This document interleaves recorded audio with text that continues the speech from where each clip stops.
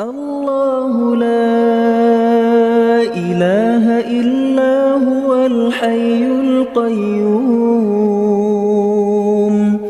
لا تأخذه سنة ولا نوم.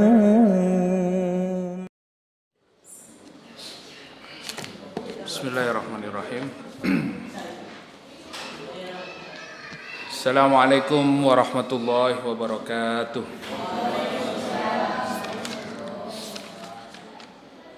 Alhamdulillah, wassalatu wassalamu ala rasulillah wa ala alihi wa ashabihi wa mawalah. La hawla wa la quwata illa billah.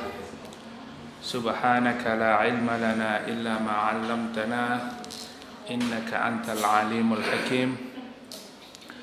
Allahumma la sahla illa ma ja'altahu sahla wa anta taj'alul hasna idza syi'ta sahla. Allahumma inna nas'alukal huda wat tuqa wal afafa wal ghina, amma ba'du. Alhamdulillah, kita bersyukur kepada Allah. Bapak Ibu yang dimuliakan Allah Subhanahu wa taala, pada malam hari ini kita dipertemukan kembali di dalam majelis ilmu.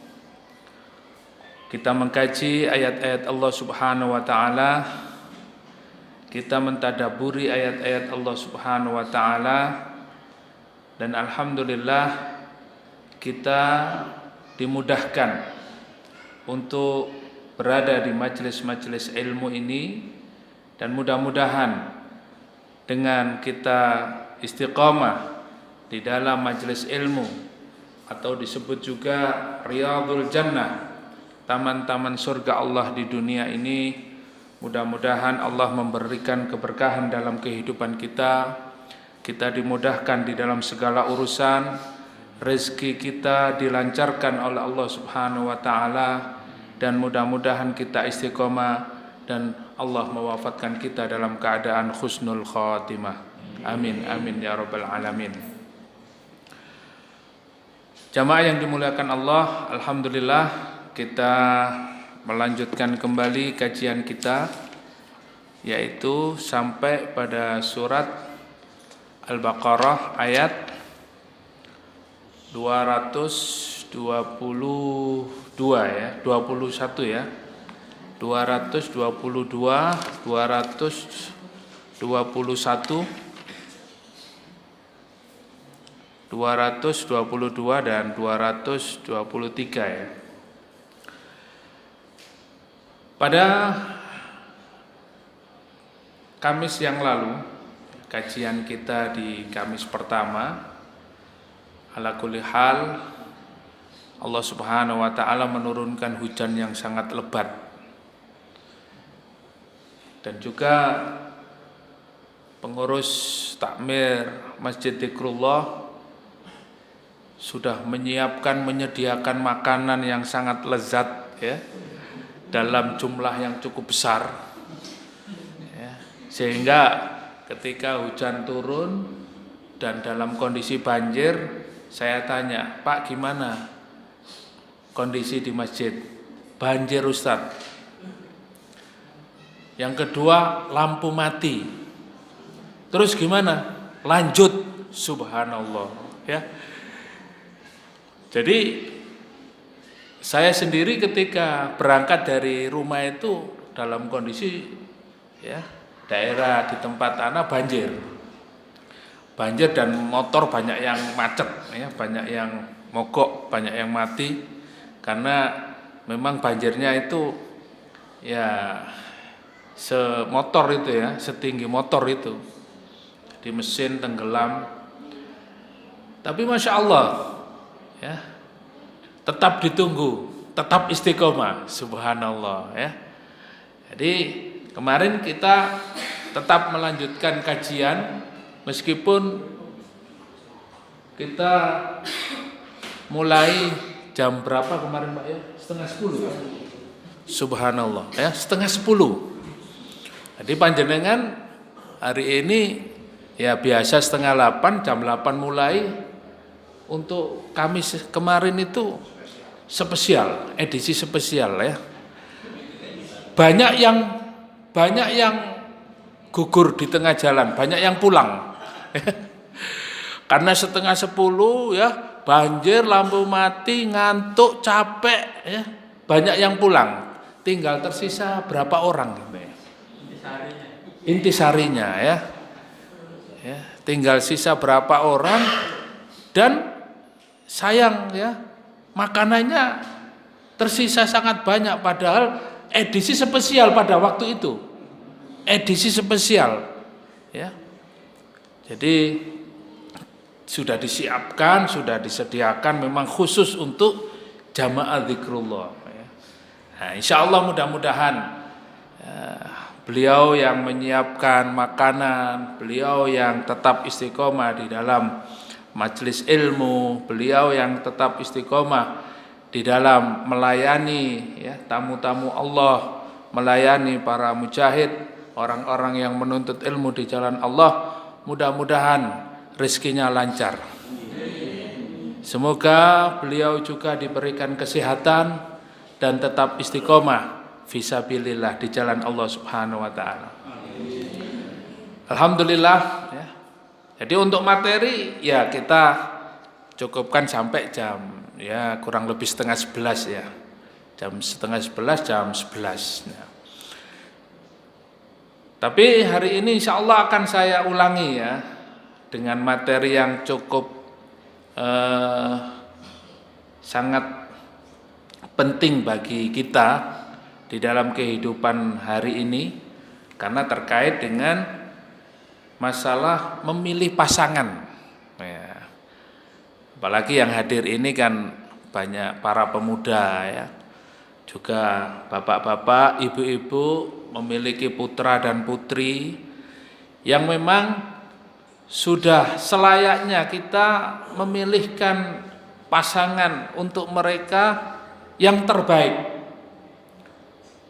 Sampai urusan pasangan ya, bahkan nanti juga urusan terkait dengan masalah darah haid itu juga dibicarakan oleh Allah Subhanahu wa taala, disebutkan oleh Allah di dalam Al-Qur'an, diterangkan.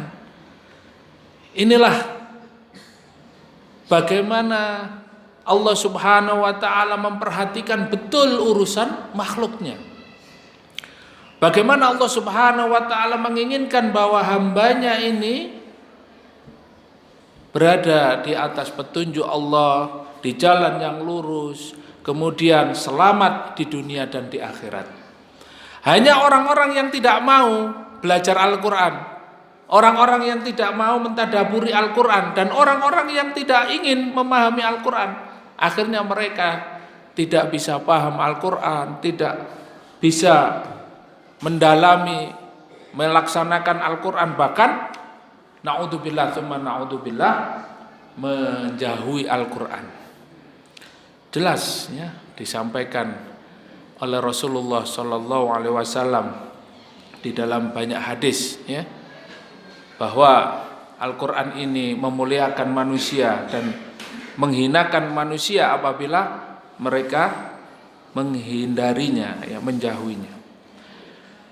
Baik, kita kembali kepada surat Al-Baqarah ayat 221 ya. Kita sedikit mengulang.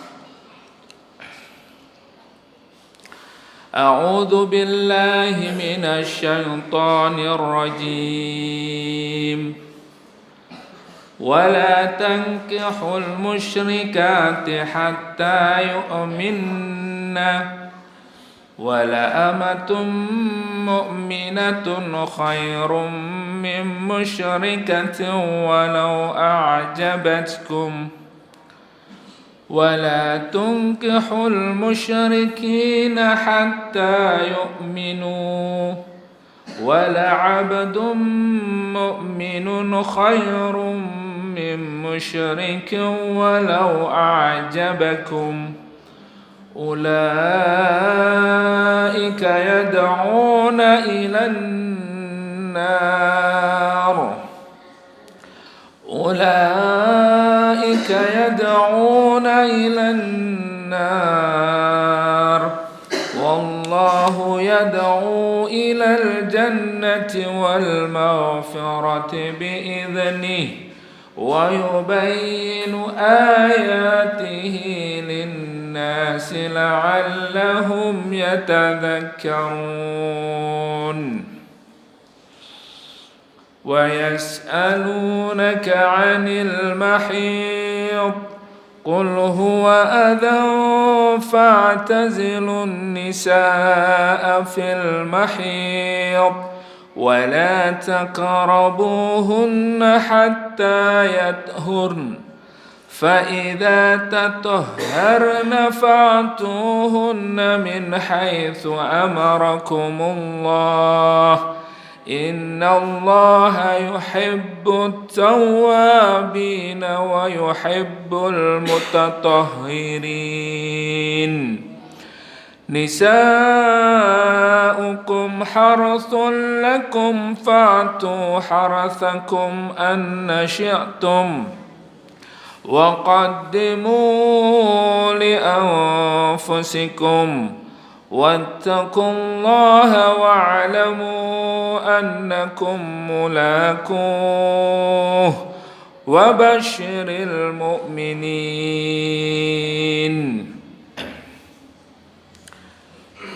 Alhamdulillah, kita sudah membaca untuk ayat yang akan kita kaji pada malam hari ini ya, agak cukup panjang, tetapi insya Allah penjelasannya lebih singkat. Kita mulai dari ayat 221 ya. Wala tankihul musyrikati hatta yu'minna. Allah Subhanahu wa taala berfirman, janganlah kalian menikahi tankihul musyrikati hatta yu'minna. Orang-orang musyrik perempuan sampai mereka beriman. Jadi di sini Allah Subhanahu wa taala berfirman sebagai apa? Hadza tahrimun minallahi azza wa jalla 'alal mu'minina ay yatazawwajul musyrikat min ubadatil authan. Larangan Allah Subhanahu wa taala ini adalah sebagai bentuk pengharaman ya. Jadi hukumnya apa? Haram. Allah mengharamkan 'alal mu'minina kepada orang-orang yang beriman ayyatazawwajul musyrikati,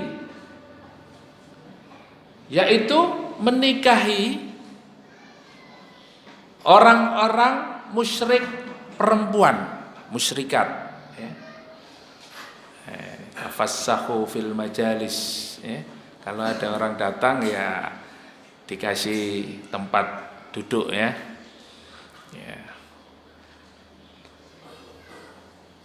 Jadi Allah Subhanahu wa taala mengharamkan orang-orang beriman untuk menikahi perempuan-perempuan musyrik min ubadatil authan, yaitu mereka yang menyembah berhala, mereka yang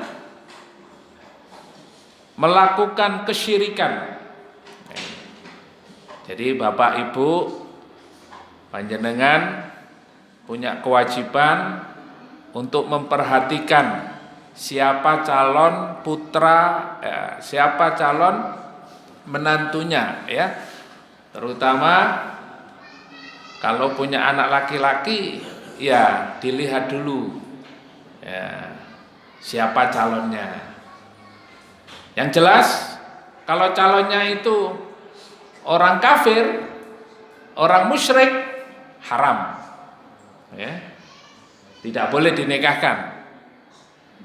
Hatta yu'minna, kata Allah, sampai dia beriman kepada Allah ya. Belajar membaca Al-Quran, belajar sholat, belajar dia melaksanakan ibadah Jadi nggak boleh kita menikahkan putra kita kepada seorang wanita ya, dengan seorang wanita yang dia tidak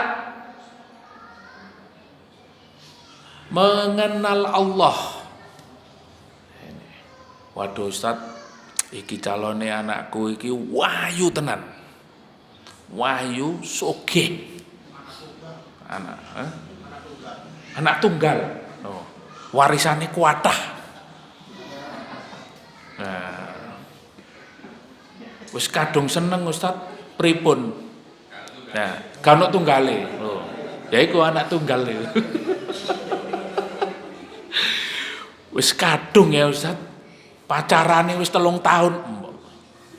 Suwene pacarane 3 tahun. Ya. Iki nek lepas eman Ustaz. Golek maneh angel. Ya. Kalau kita lebih berat dunia, maka yang kita dapatkan hanya dunia. Tapi apakah dunia itu akan kekal selamanya? Tidak. Oleh karena itu Allah memerintahkan kita, syarat yang pertama apa? Hatta yu'minna. Yaitu apa? Beriman. Memiliki keimanan yang kuat kepada Allah. Artinya apa? Memilih agamanya. Ya.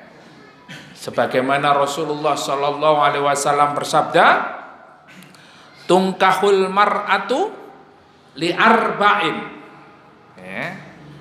Di dalam riwayat Muslim disebutkan bahwa wanita itu dinikahi karena 4 perkara. 5 liha. Yang pertama, karena apa? Karena hartanya, karena sogeh. Anak tunggal warisane kathah. Wali hasabiha au nasabiha. Yang kedua adalah karena keturunannya dari kalangan mata biru, dari keturunan ningrat, dari keturunan raja, dari keturunan anak bapak presiden. Nah, jadi dari keturunannya. Yang ketiga wali jamaliha. Yang ketiga adalah karena cantiknya. Bapak-bapak riyen mados bojo ningali ayune napa mboten? Nggih, ningali titik, nggih. Nah, ketiga ini pasti dicari oleh siapapun yang ingin menikahi seorang wanita. 5 liha, wali hasabiha, wali jamaliha. Karena hartanya, karena keturunannya, karena kecantikannya. Wali diniha, yang keempat adalah karena agamanya. Tapi yang keempat ini kadang-kadang bleset. Yang keempat ini tersembunyi, matanya tertutup. Karena cantik, wis gak apa-apa lah Ustaz, meneh gampang ngajari sholat gampang. Pokoknya dadi bojo dhisik. Ya. Wis ya apa Ustaz? Pokoknya ayo dhisik. Pokoknya seneng, Wis kadung Ustaz. Ayu, sogeh, anak tunggal, keturunane lurah. Wah. Pak Dene camat. Pak Lie bupati. Jadi yang keempat, faktor agama tersembunyi. Mbah salat apa ora? Padahal kadang-kala sudah terlihat dengan mata, gak kudungan. Tidak pakai jilbab, tidak menutup aurat, itu sudah faktor yang terlihat. Tapi tidak terlihat, pokoknya ayu, soge, keturunane ya, orang yang punya pangkat. Nah, dan Rasulullah bersabda, "Fatfar bidzatiddin, taribat yadaka." Rasulullah memerintahkan apa? Pilihlah yang memiliki agama yang baik. Kenapa? Karena kamu akan beruntung. Kamu akan selamat dunia dan akhirat. Sudah jelas arahan Allah agar menikahi seorang wanita yang beriman. Dan Rasulullah juga menekankan agar wanita ini dipilih atas dasar agamanya. Nah, inilah yang harus kita jaga anak-anak kita. Saya pernah Ustadz membaca mazhab Imam Abu Hanifah itu, bahwa kecantikan itu tidak bisa, ya, tidak bisa apa? Tidak bisa dirubah. Tapi kalau agama itu nanti bisa kita kondisikan. Wah, akhirnya ya, lah imanmu itu sak piro?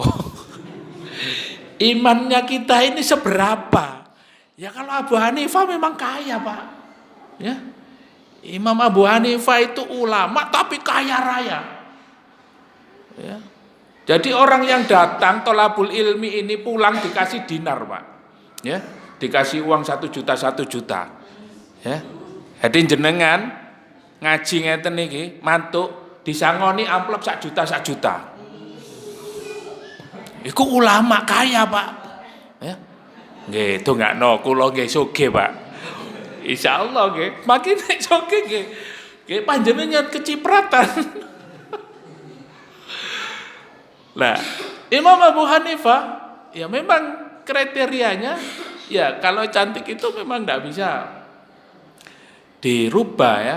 Jadi kalau sudah, tapi kalau agama bisa dirubah. Itu kalau memang kita punya dasar iman yang kuat, dasar ilmu din yang kuat. Tapi kalau ndak, loh, wake Pak, wong lanang kalah mbek bojone. Nggih napa mboten? Nggih. Panjenengan kalah napa mboten?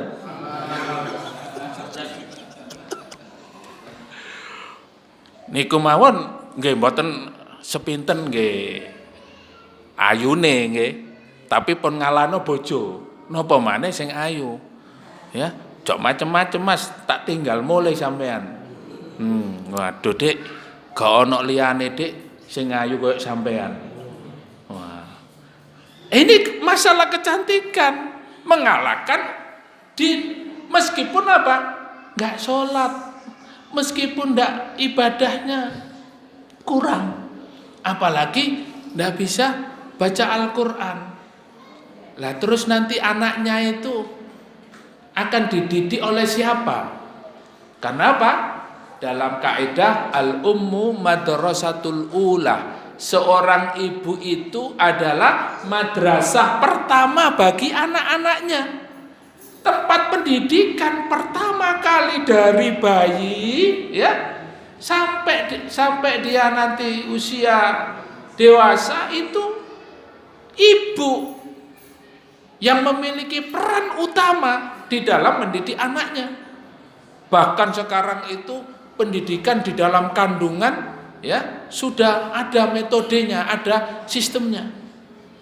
Nah, terus kalau kita dapat istri atau anak-anak kita punya istri, istrinya tidak pernah sholat, tidak bisa membaca Al-Quran, tidak memperhatikan ibadah, bahkan tidak mengenal Allah Subhanahu wa Ta'ala, maka Allah katakan di dalam ayat ini hatta yu'minna. Jangan kamu nikahkan, jangan kamu nikahi wanita-wanita musyrik, wanita-wanita yang tidak paham agama, yang dia tidak beriman, hatta yu'minna, sampai dia mau. Ya kalau hari ini mungkin bahasa kerennya, bahasa modernnya ya, ada komunitas hijrah ya. Komunitas hijrah. mereka sudah mau belajar ya agama. Mereka sudah mau memberikan ya waktunya untuk urusan-urusan agama. Maka ini sangat penting ya. Apalagi nanti hanya melihat urusan mal, urusan hartanya saja ya. Ya memang hari ini terkait dengan urusan ekonomi ini sangat penting ya. Rasulullah Shallallahu Alaihi Wasallam beliau menikahi seorang janda kaya raya, Khadijah ya, Khadijah binti Khuwailid, seorang wanita kaya raya di Mekah ya. Ini juga menjadi satu hal yang mungkin ya perhatian khusus. Tapi Rasulullah tidak hanya menikahi wanita kaya raya ya. Tetapi coba siapa yang menerima Islam pertama kali? Siapa yang memperkuat Rasulullah di dalam masalah dakwah? Ya, ketika Rasulullah dakwah siapa? Khadijah. Ya. Inilah peran istri solehah. Ya. Inilah peran istri yang memahami agama. Nah, ini bojone mboten nate sinau, mboten nate dugi ten gene majelis zikrullah, nggih mboten saged ya. Mboten semerap masalah din, dia tidak paham terkait dengan masalah syariat. Ya akhirnya apa? Berumah tangga itu yang dipikir hanya urusan ya dua. Kata Ibnu Qayyim, dunia. Dunia itu hanya dua. Ya, antara perut dan di bawah perut. Jadi urusannya hanya itu saja, remeh-temeh. Urusannya keluarga ini hanya memikirkan perut dan di bawah perut. Maka kalau urusan-urusan perut itu akhir dari semuanya, kata Umar Ibn Khattab ketika melihat bangkai, ketika melihat sampah-sampah itu, beliau mengatakan, hakada asbahat dunyakum. Ya, seperti inilah duniamu itu. Ya, akhirnya jadi apa, Pak? Jadi apa? Jadi kotoran. Ya. Jadi dunia yang dicari siang dan malam ya. Kita tujuannya hanya dunia, akhir-akhirnya hakada asbahat dunyakum, jadi kotoran. Kemudian yang kedua adalah urusan syahwat. Ya, urusan syahwat. Nah, hanya seputar itu dunia. Maka kalau kita berumah tangga itu hanya urusan dunia saja, kita akan mendapatkan banyak masalah. Banyak masalah. Ya. Kenapa?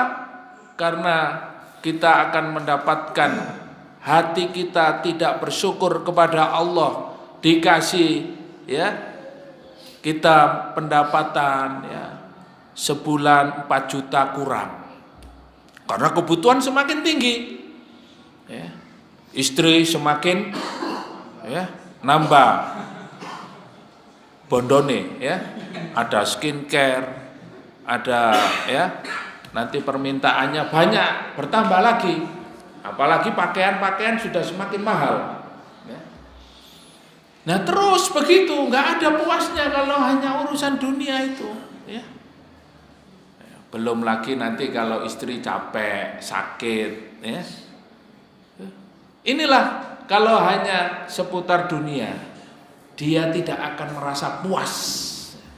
Tetapi kalau mendasari, membangun keluarga itu dengan urusan-urusan penegakan syariat Allah, kita landasi rumah tangga kita beriman kepada Allah, senantiasa zikrullah, mengajak anak dan istri ini untuk beribadah kepada Allah Subhanahu wa taala, hati tenang. Ala bidzikrillahi tatma'innul qulub. Hanya berzikir kepada Allah hati tenang. Maka keluarga yang adem, ayem, tentrem itu adalah keluarga yang beriman kepada Allah Subhanahu wa taala. Wah, aku iki wis ngaji, Ustaz.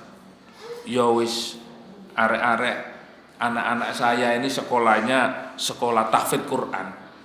Tapi bendino nang omah iku geger ae. Banyak masalah. Banyak konflik dengan istri, apalagi dengan mertua. Karo tonggo-tonggo ya sik geger ae. Nah, ini berarti apa? Kita muhasabah. Kita muhasabah. Sejauh mana keimanan kita kepada Allah Subhanahu wa taala? Sejauh mana kita mengajak anak dan istri kita untuk beribadah kepada Allah Subhanahu wa taala? Ya. Maka sekaligus kita muhasabah ini ya. Kalau ini kita berada di bulan Desember ya. Kalau bulan Masehi ini tahun atau bulan ya, ini di akhir tahun ya. Maka perlu kita muhasabah. Apa yang sudah kita kerjakan, amal apa yang sudah kita perbuat ya. Kita ngaji ya males ya. Kita sodako yang gak pernah. Kita berdakwah, mendukung dakwah ya, juga tidak. Yang kita pikirkan hanya dunia. Maka kata Rasulullah SAW, beliau bersabda, bima tadkhulul jannah, dengan apa kamu masuk surga? La shadaqatun wala jihadun, kamu tidak pernah bersedekah dan tidak pernah berjuang di jalan Allah. Terus dengan apa kamu masuk surga? Ya, gremes titik wis gak budal ya. Kita sudah niatkan untuk nanti ya ikut pengajian di sana, pengajian di sini, pengajian di sini ya. Ternyata banyak halangannya ya. Banyak orderan ya. Buka apa namanya? Toko online, orderannya banyak. Menyita waktu untuk taklim, menyita waktu untuk belajar, menyita waktu untuk ngaji. Naudzubillah, menyita waktu untuk sholat. Sholat berjamaahnya pun keteteran.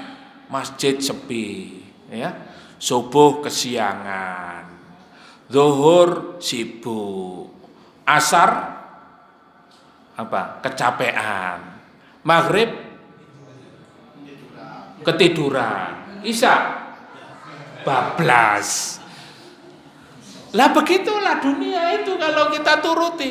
Tapi kalau kita fokusnya ibadah kepada Allah Subhanahu wa taala, sebelum subuh sudah bangun. Ya.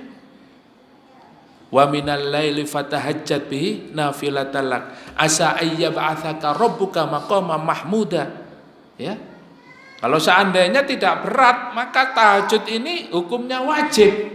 Ya, maka hukum tahajud itu sunnah muakkad. Kenapa? Karena itu adalah da'bus sholihin. Orang-orang dahulu dia tidak pernah meninggalkan sholat tahajud. Kenapa? Allah katakan di dalam ayat ini, asa rabbuka ayyab'atsaka maqaman mahmuda. Karena dengan tahajud itu kita akan memiliki koneksi yang kuat. Ibarat wifi Pak, koneksinya full, maksimal ya. Jadi kalau ibarat wifi itu koneksi kita kepada Allah full, maksimal. Jadi ada berapa garis itu ya. Tapi kalau kita mungkin tahajudnya nggak pernah ya, setahun ya hanya Ramadan, taraweh saja. Ya, alhamdulillah sebentar lagi Ramadan, insya Allah ya. Allahumma balighna Ramadan. Semoga kita sampai pada Ramadan dengan selamat. Ya paling tidak kita ini taraweh ya. Nah, kalau nggak Ramadan, belas subuh kesiangan.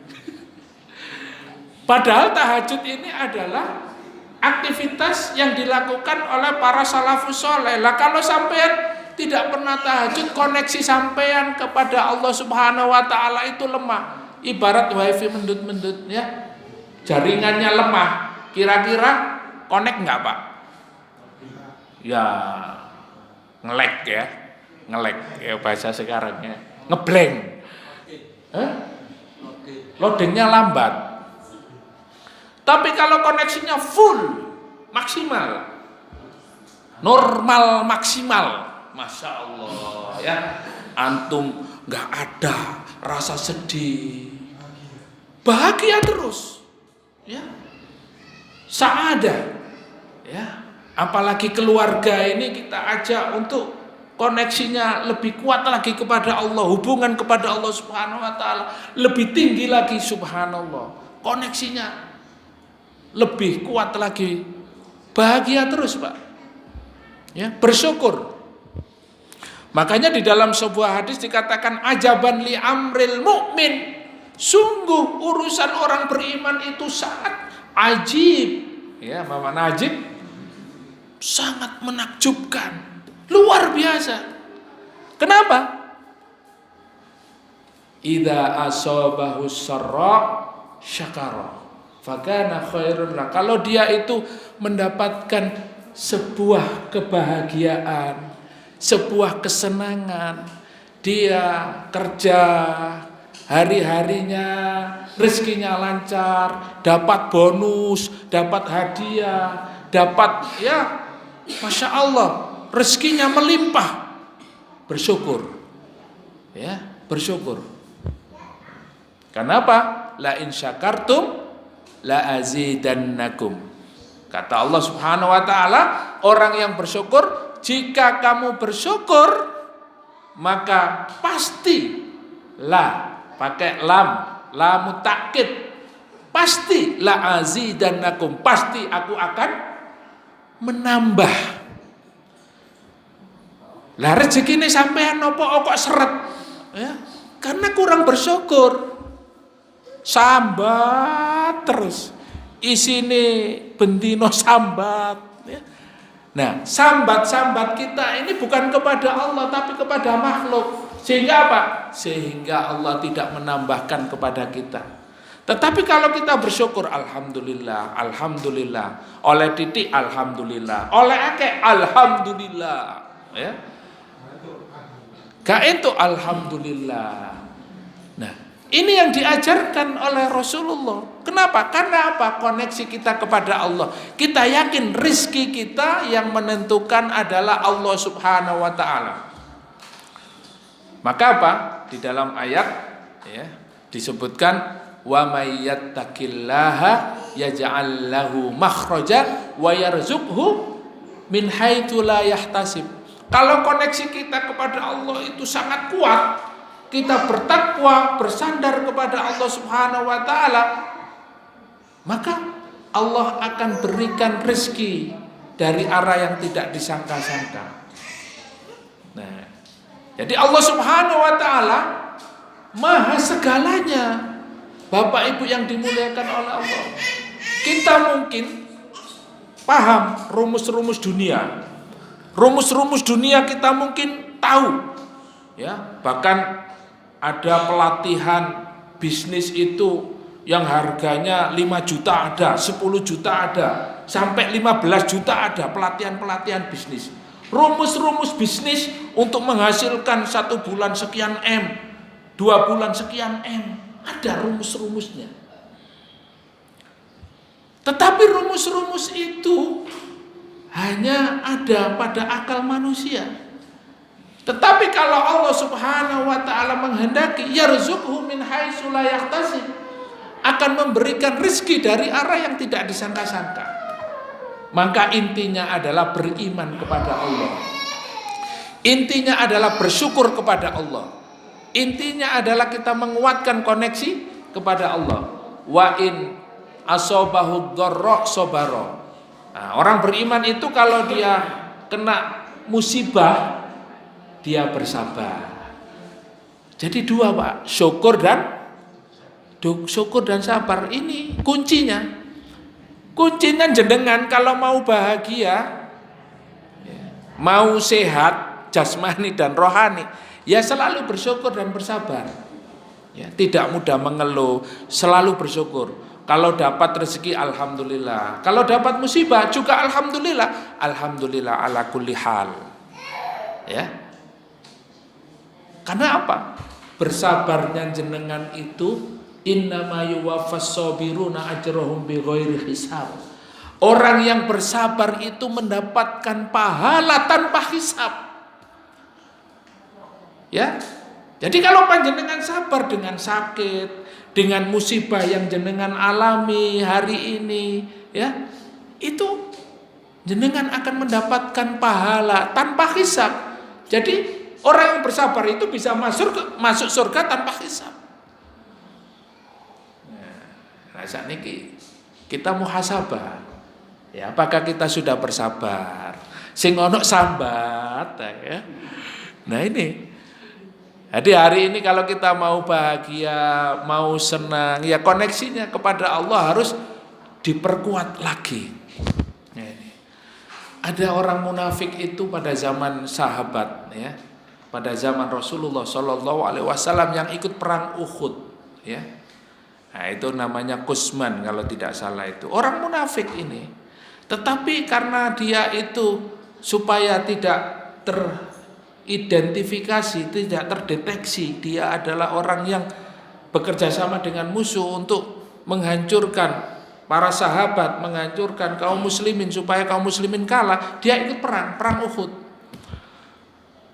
Tetapi di tengah-tengah pertempuran dia adalah orang yang sangat hebat di dalam pandangan sahabat. Maka pada suatu saat, ya, karena pertempuran hebat, dia sudah banyak mengalahkan musuh, akhirnya dia jatuh, dia terluka, akhirnya meninggal dunia. Sampai sahabat mengatakan kepada Rasulullah, "Ya Rasulullah, huwa syahid." Dia adalah pahlawan, dia adalah syahid. Kemudian Rasulullah berkata, "Tidak. Dia bukanlah seorang syahid. Dia tidak mendapatkan mati syahid." Kenapa? Karena Kusman ini pada saat dia terluka pada perang Uhud, dia tidak bersabar, Pak. Dia tidak tahan dengan lukanya itu. Maka karena lukanya itu sangat parah, dia tidak bisa bertahan, dia tidak bersabar, dia mengambil pedang dan menusukkan pedang itu ke perutnya. Akhirnya apa? Dia bukan mati karena tusukan pedang musuh, tapi karena apa? Mati karena bunuh diri. Nah inilah orang yang tidak bersabar di dalam medan jihad. Dalam kondisi seperti itu Rasulullah tidak mengatakan dia syahid, bahkan Rasulullah mengatakan huwa finnar, dia berada di neraka. Padahal sahabat itu sudah mengatakan dia adalah pahlawan, dia mati syahid, luar biasa perjuangannya, hebat.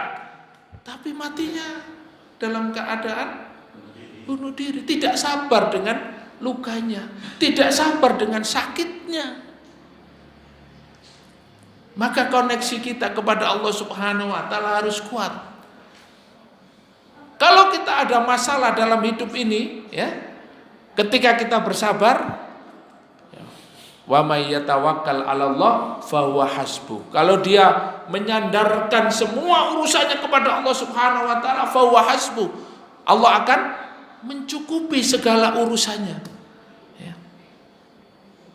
Nah, kita ini kadang mungkin kurang sabar, ya. Kenapa kurang sabar? Karena koneksi kita, ya, jaringan kita kepada Allah itu lemah. Ya kayak wifi itu. Cemut, ya. Akhirnya kurang sabar. Tidak percaya kepada Allah Subhanahu wa taala, ya. Nyambut gawe sepi wisambatan, sepi kabeh. Ya. Piye ngene iki? Wis buyar ae ta. Ya.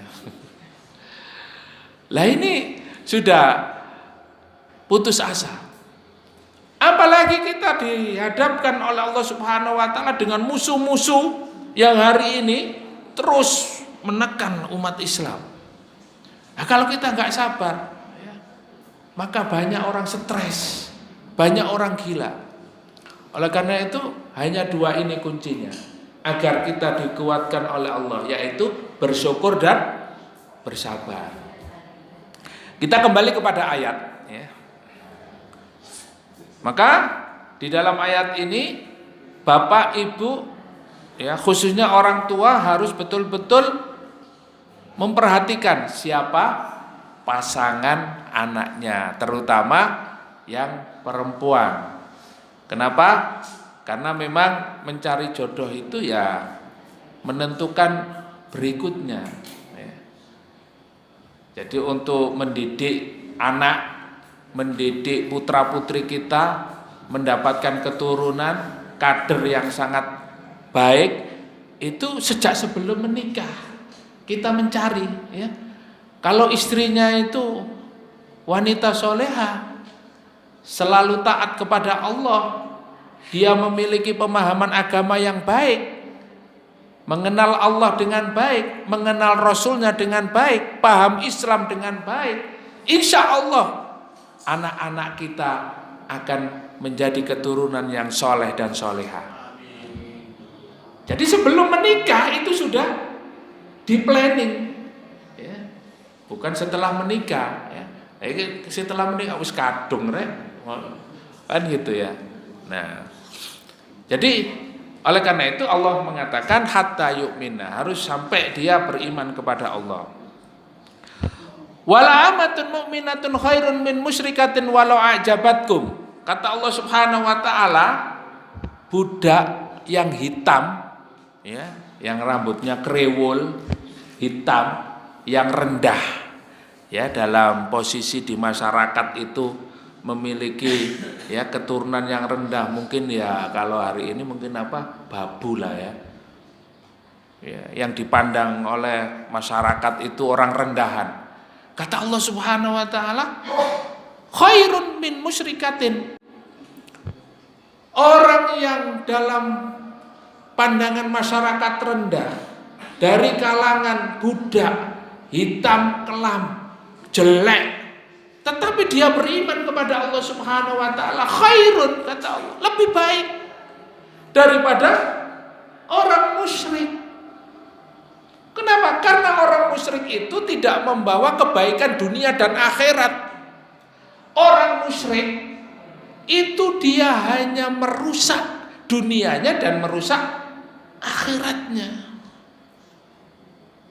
Maka kata Allah, jangan melihat bentuknya, ya. Wala tanduru ila suwarikum, ya. Jangan kalian melihat seseorang itu dari bentuknya, ya, wajahnya, ya, tubuhnya mungil, cebol, ya, kalau bahasa ya kita mungkin, ya, terus rambutnya kawul atau kulitnya hitam, ya.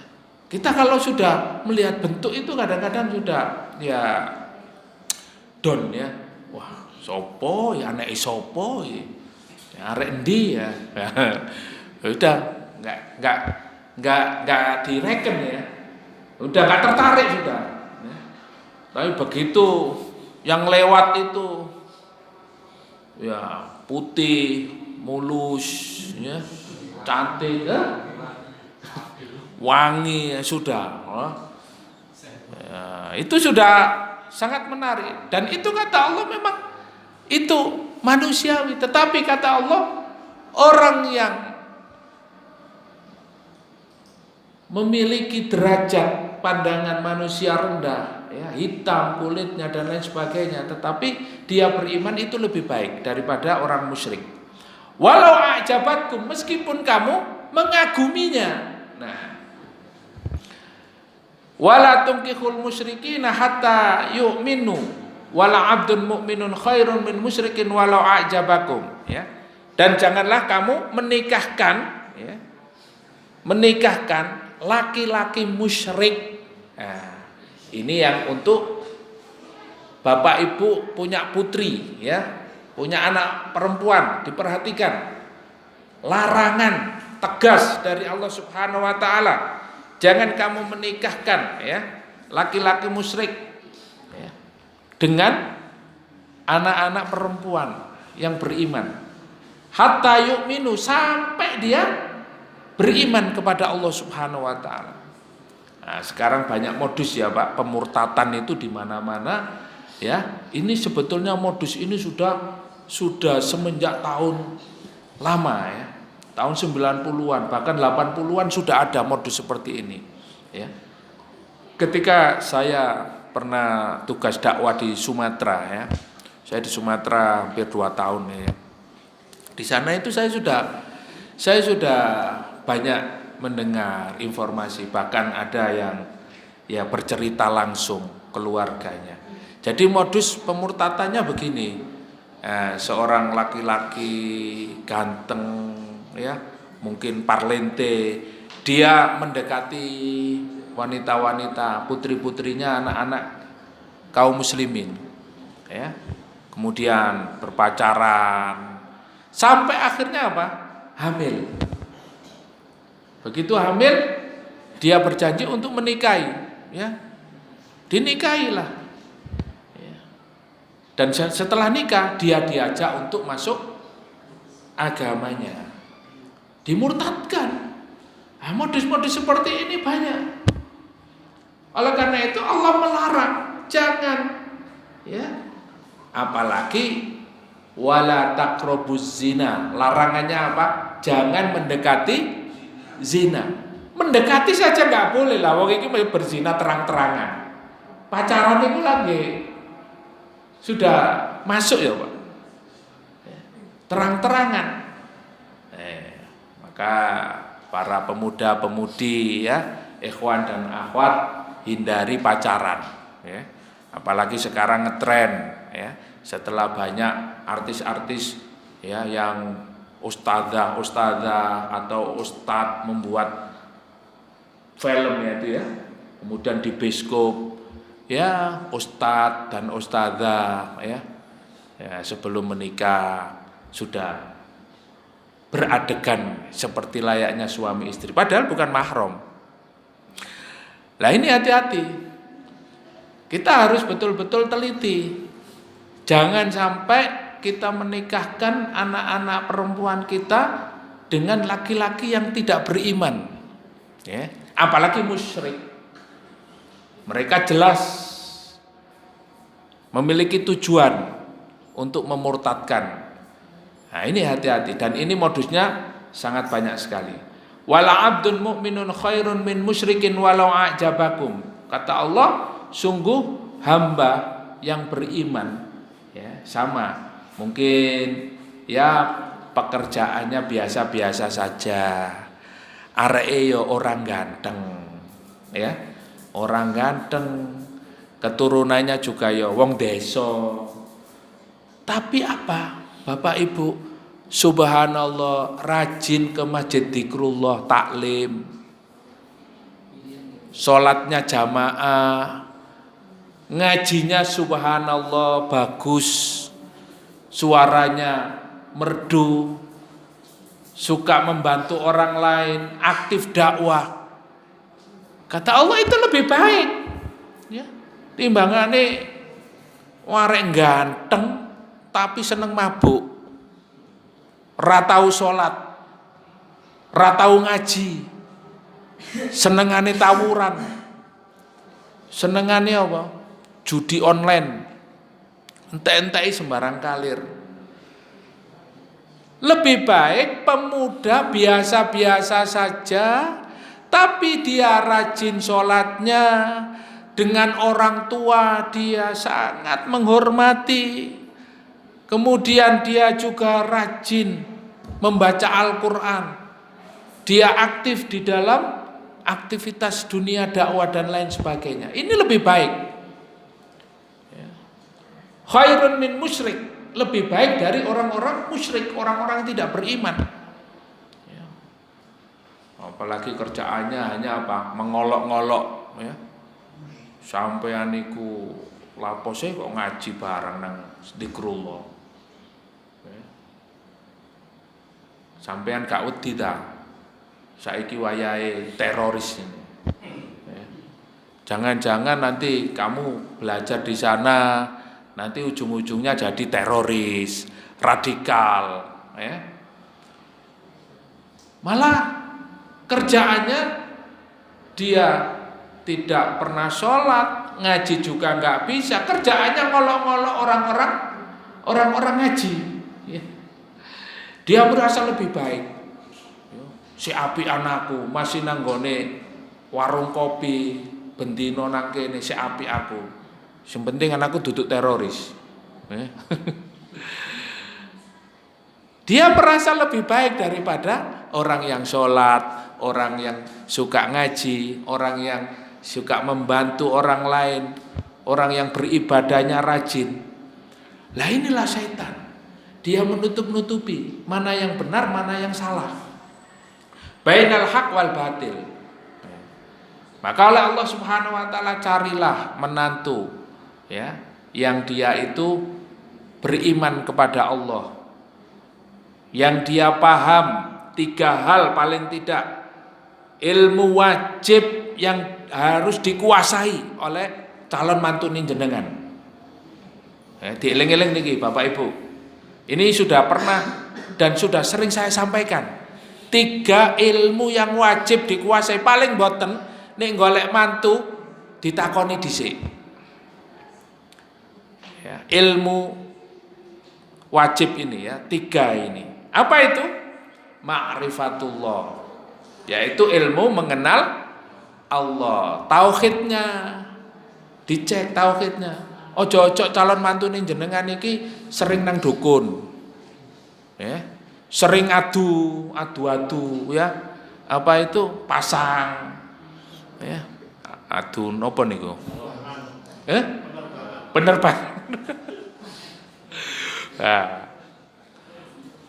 Jangan-jangan calon mantune jenengan niki ya sering melakukan hal-hal yang mistis ya, bersekutu dengan jin.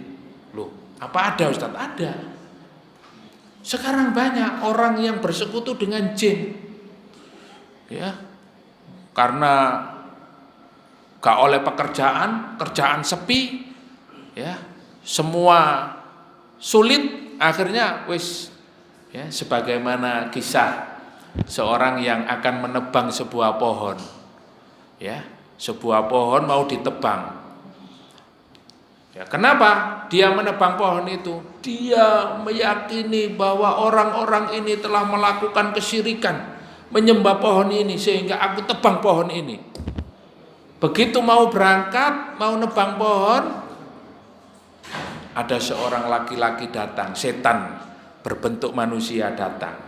Mas, jenengan badhe napa? Aku arep nebang pohon iki, pohon ini sumber kesyirikan. Sik ta Mas, ya. Sampean pikir, ya. Nah, wis gini aja. Gak usah sampean tebang ya. Sampean kan hari ini tidak kerja, sampean butuh uang, sampean ini. Sini aja. Sampean insya Allah setiap hari kalau sampean bangun tidur, buka di bawah bantal, pasti nemu uang. Di situ nanti buktikan, nanti sampean. Beneran sampean. Ya, pokoknya ojo tebang iki, wis pokoknya. Nah, yang pertamanya karena Allah, niat ikhlas karena Allah, akhirnya apa? Balik pulang. Setiap pagi bangun tidur dilihat di bawah bantal. Masya Allah 20 juta. Wah kerek gak nyambut gaya oleh 20 juta. Tangi turu wis 20 juta. Nah, besok lagi buka lagi tangi turu 10 juta. Wah. Tambah titik. Terus buka mana? Amsong. Kosong. Kurang ajar nih. Akhirnya ini sumber kesyirikan ini. Setannya lihat dari jauh, tertawa-tawa. Dia sudah tidak ikhlas. Kenapa? Dia menebang pohon itu karena tidak mendapatkan uang di bawah bantalnya. Jadi niatnya sudah berubah, ya. Setan tertawa saja. Karena dia tidak mengenal Allah. Akhirnya ya sudah, dia menebang pohon ya dalam keadaan capek ya, rugi. Nah, itulah perlunya apa? Tauhid. Perlunya kuatnya iman. Hari ini mengenal Allah, mencintai Allah Subhanahu wa taala. Ada juga seorang rahib itu, ya Masya Allah, ini cerita yang mungkin sudah saya ceritakan ya. Di Masjid Dzikrullah ini juga dulu pernah saya ceritakan, karena ini rahib dari orang-orang Yahudi ya. Dia seorang alim ya, tapi begitu dititipi, ada 3 pemuda punya adik perempuan dititipkan karena dia berangkat untuk berjihad ya, berperang. Ya namanya rahib. Ya, ini kalau dia tidak betul-betul ikhlas karena Allah Subhanahu wa taala, akhirnya tergoda dengan perempuan ini ya. Lama-lama dia pertamanya menjaga, kedua dia menawarkan makanan. Nah, karena jaraknya jauh ya, pakai tali ya. Lama-lama apa? Wah, kasihan ini kalau pakai tali, lama diantarkan. Begitu diantarkan, lihat ternyata perempuan ini cantik. Begitu lihat cantik ya, akhirnya dia tergoda. Sampailah akhirnya berzina. Kemudian hamil. Nah, kakak-kakaknya datang. Belum sampai datang, karena dia ini dibisiki oleh setan ya. Wah, itu sudah hamil itu, nanti kalau kakaknya tahu ya, nanti kamu akan dibunuh. Akhirnya perempuannya dibunuh. Sudah berzina, kemudian membunuh ya. Sampai akhirnya apa?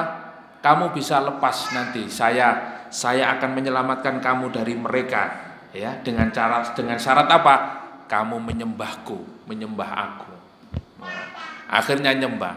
Matinya dalam keadaan musyrik. Ini kalau orang itu tidak mengenal Allah, tidak kuat imannya kepada Allah.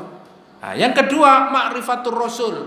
Nah, ini mantu-mantunya jenengan harus paham bagaimana mencintai Rasulullah, bagaimana menumbuhkan mahabbah.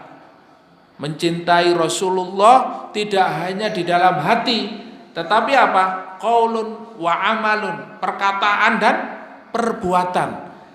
Betul-betul kita melaksanakan sunnah-sunnah Rasulullah, menjaga sunnah-sunnah yang diajarkan Rasulullah. Nah, banyak orang hari ini itu yang anti terhadap sunnah Rasul, padahal dia muslim.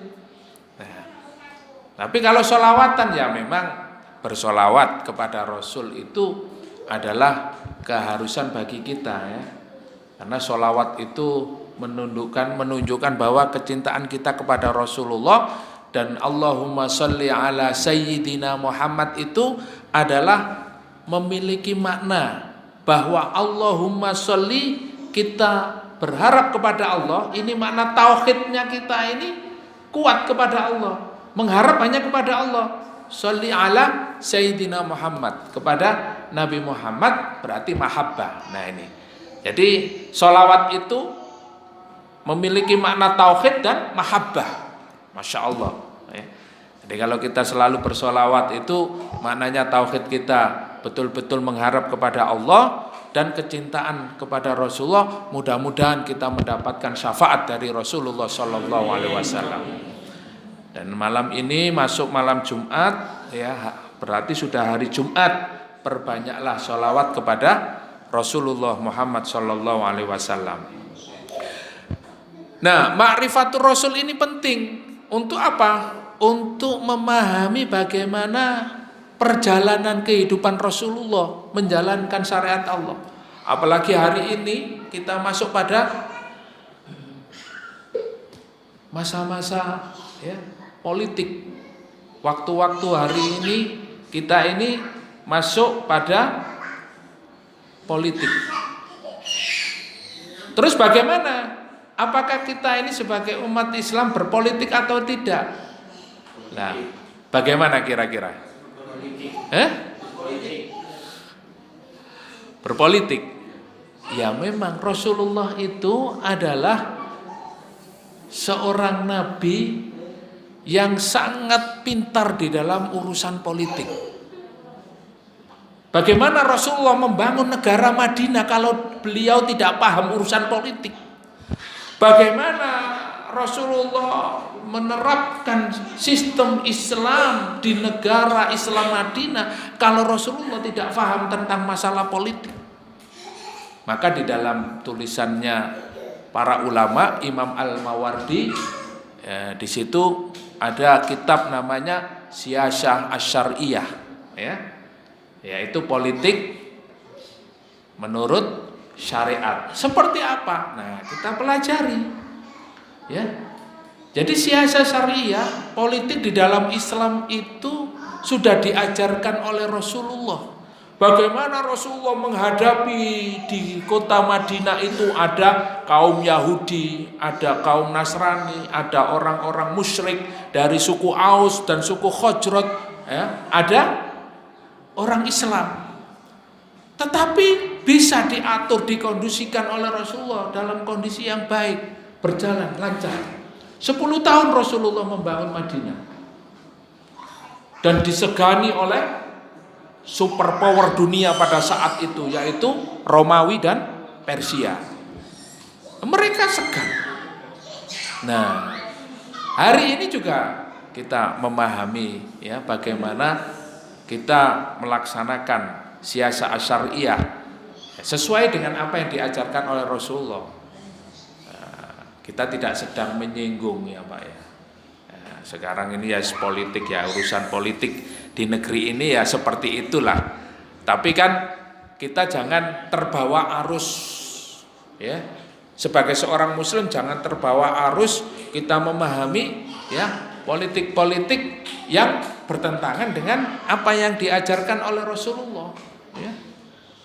Ya, menghalalkan segala cara dan yang lainnya.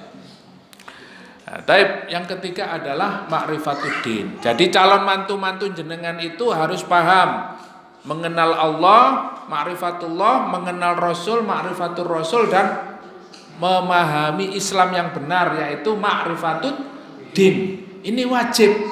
Jadi dites dulu, Pak. Nah, sebagaimana nanti biar anak-anak kita juga dibawa, ya, kepada yang lebih baik lagi. Karena di alam kubur itu nanti pertanyaannya hanya 3 itu. Man rabbuka, siapa Tuhanmu? Man nabiyuka, madinuka, apa agamamu. Nah, kalau ditalkin-talkin biasanya di kuburan itu ya ditanya juga siapa temanmu. Nah, kalau kita teman saya di Masjid Dzikrullah, ya Masya Allah. Akhirnya apa? Dapat cahaya, dapat syafaat teman-temannya. Begitu kita meninggal dunia, kita ditanya, siapa temanmu? Teman-teman saya, Mas Romi yang jenggotnya putih, ya, yang suka melayani jamaah, yang ngasih makan, yang ngasih minum, ya, Masya Allah. Bahkan para ulama itu mengatakan, kalau kamu sakit, ingin sembuh, berikanlah minum kepada orang lain.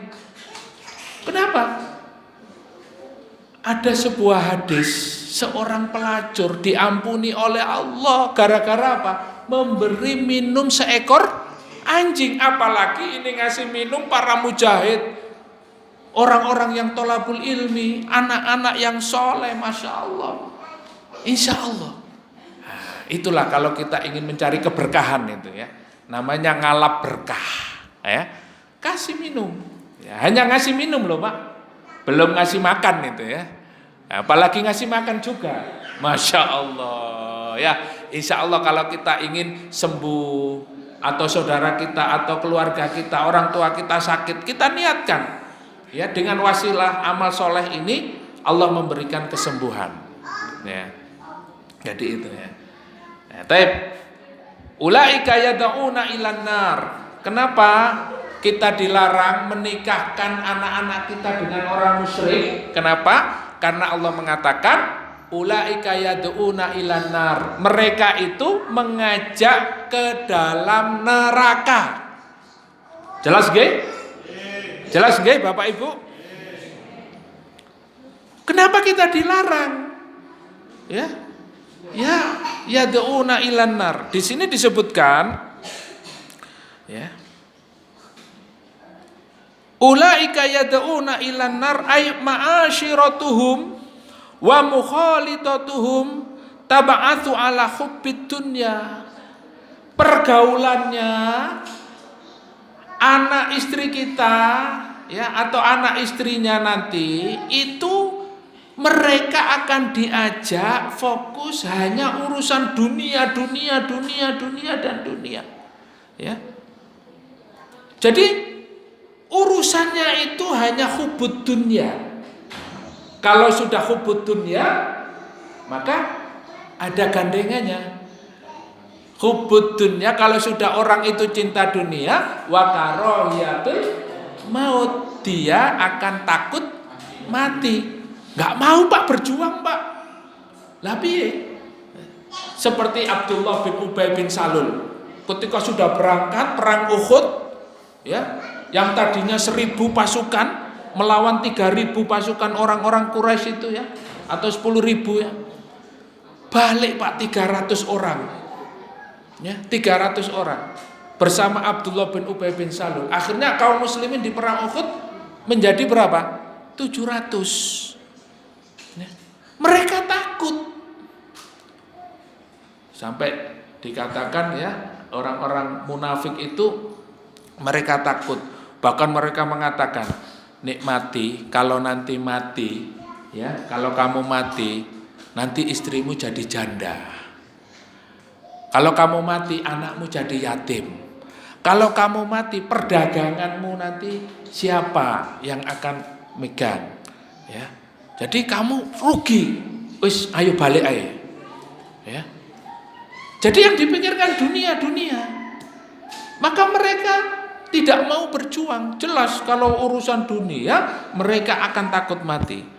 Maka di sini yad'una ilan nar, orang-orang musyrik, orang-orang kafir, orang-orang yang tidak punya iman, ya, nek mantune jenengan nanti itu tidak paham agama, paling tidak ya, mereka tidak mengenal Allah, tidak mengenal Rasulullah dan tidak mengenal Islam, itu pasti ya kehidupannya sehari-hari itu ya di dalam tafsir ini disebutkan tab'atsu ala hubbid dunya, membangkitkan jiwanya, dirinya, ya, anak istrinya diajak untuk apa? Mencintai dunia.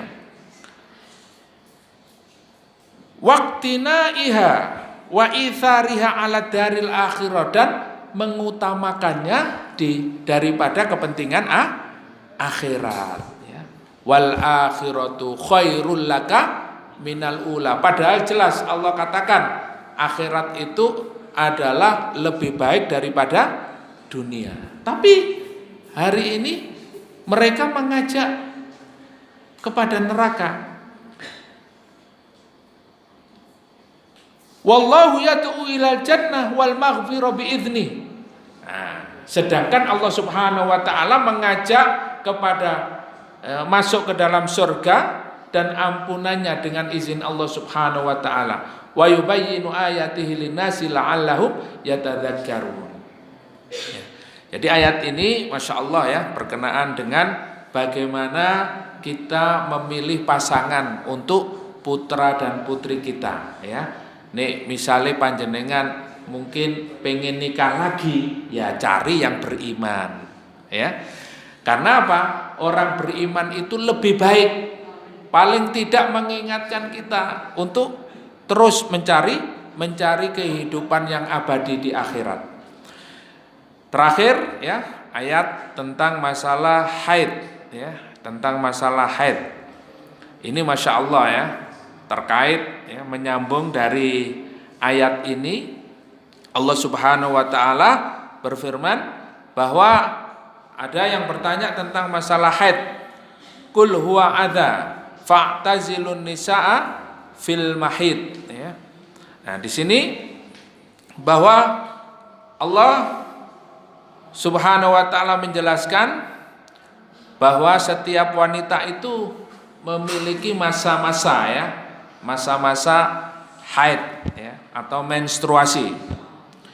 Oleh karena itu wala taqrabuhunna hatta yadhurna. Ya, ketika nanti sudah menikah maka ini diatur oleh Allah Subhanahu wa taala pada saat ya istri-istri ya, para wanita itu sedang mengalami haid, menstruasi, jangan kalian mendekatinya hatta yadhurna, sampai dia dalam keadaan suci. Nah, kenapa ayat ini turun? Ayat ini turun karena pada saat itu orang-orang Yahudi ketika istri-istri mereka haid, istri-istri mereka itu ya semacam tidak berharga, tidak boleh makan bersama, ya, tempat minumnya, makan minumnya harus beda. Jadi kayak orang perempuan kalau sudah haid itu najis, ya, tidak boleh sama sekali disentuh.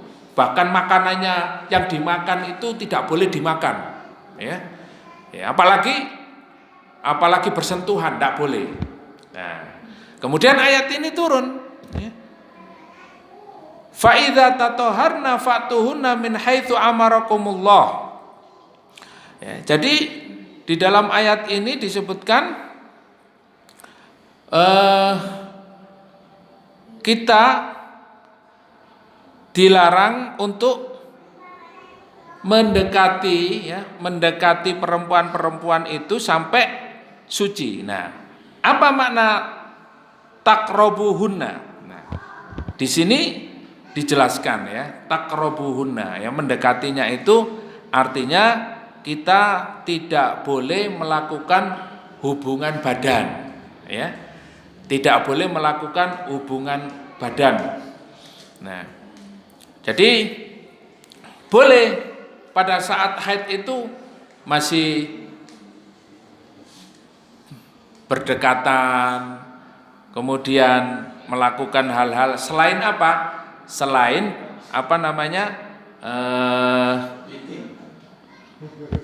timba masuk ke sumur, tidak boleh, ya. Timba masuk ke sumur tidak boleh, ya. Tapi selain itu boleh, ya.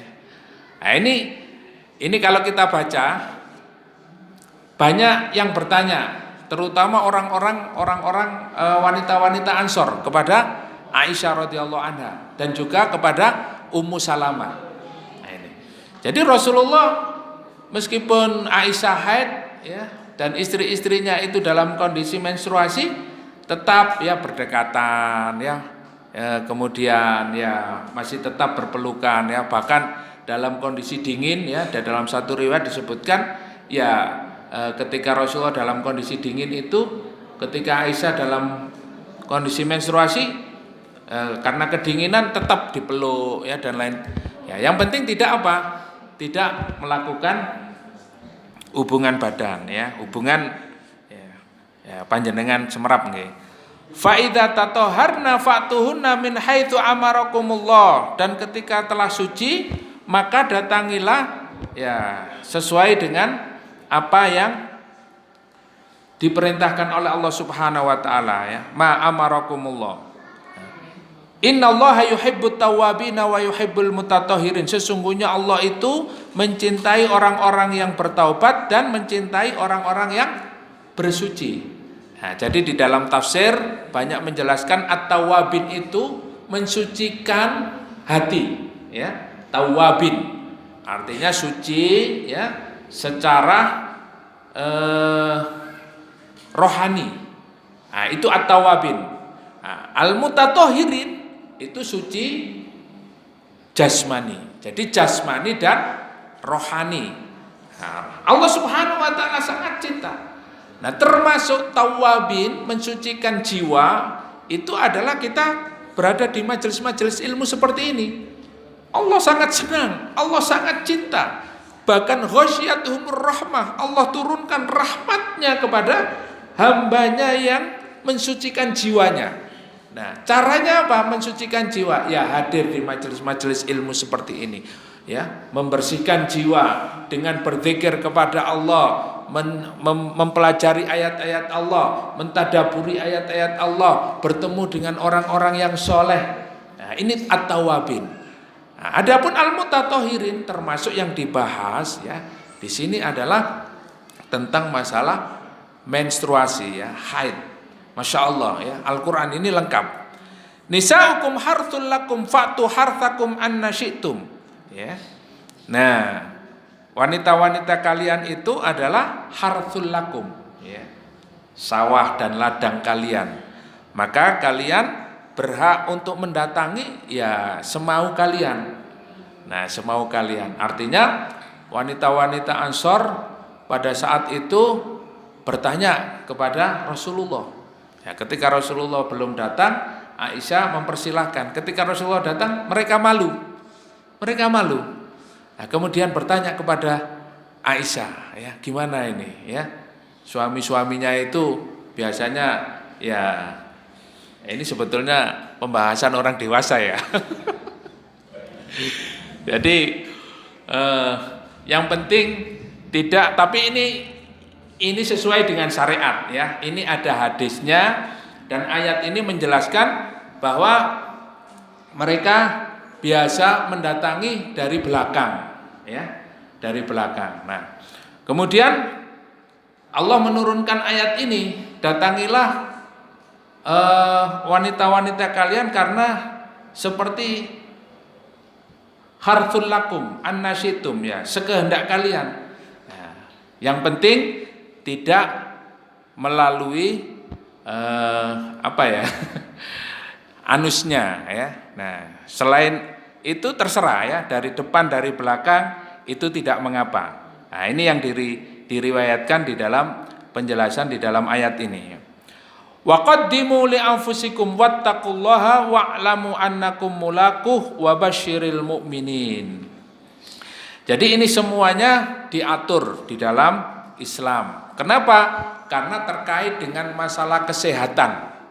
Masalah kesehatan dan masalah keselamatan ya. Kalau kita hubungkan, kita kaitkan dengan ilmu kedokteran, memang pada masa haid itu tidak boleh ya melakukan hubungan badan. Karena apa? Terkait darah kotor. Dan pada saat itu seorang wanita juga merasakan sakit ya.